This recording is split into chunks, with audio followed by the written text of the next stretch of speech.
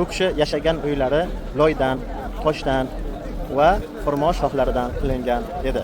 Rasululloh sollallohu alayhi vasallam qayerda, qachon va qanday tug'ilganliklari haqida to'liq ma'lumot olmoqchimisiz? Unda bu videoni oxirigacha kuzating. Sollallohu alayhi vasallam milodiy 571-yil Robbil avval oyining 12-kunida dunyoga keladilar. Dushanba kuni dunyoga keladilar.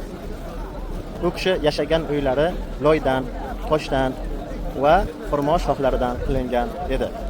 2 xonalik yoki 1 xonalik bo'lgan, o'rtasiga ayvon bo'lgan.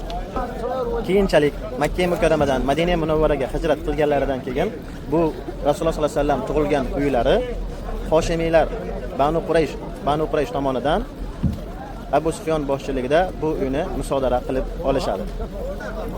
Rasululloh sollallohu alayhi vasallam Makka mukarramani fath qilgani kelganlarida uylariga kirmaydilar. Keyinchalik Abbosiylar xalifaligi vaqtida xalifa Harun Rashidning onasi bu uyni Qurayshliklardan o'z pullariga sotib oladi va binoni ustiga masjid qurdiradi va ziyoratgohga aylantiriladi. Bu yer xalifalik tomonidan nazoratga olinadi. Bu yerga kelgan ziyoratchilar bu yerni ziyorat qilib turishgan. Keyinchalik Usmoniylar xalifaligi vaqtida bu uy kengaytiriladi, devorlari yangitdan ta'mirdan o'tkariladi va gumbaz o'rnatiladi va minora qurdiriladi.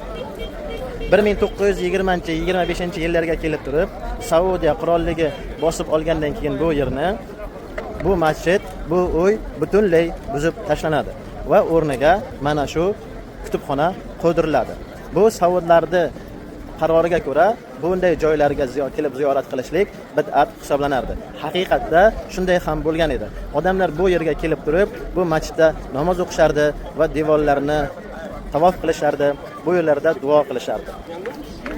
Ma'lumot agar yoqqan bo'lsa, foydali bo'lgan bo'lsa, kanalimga obuna bo'ling va izohlarda plus belgisini qoldiring. Rasululloh sallallohu alayhi vasallam deb yozib qo'ying.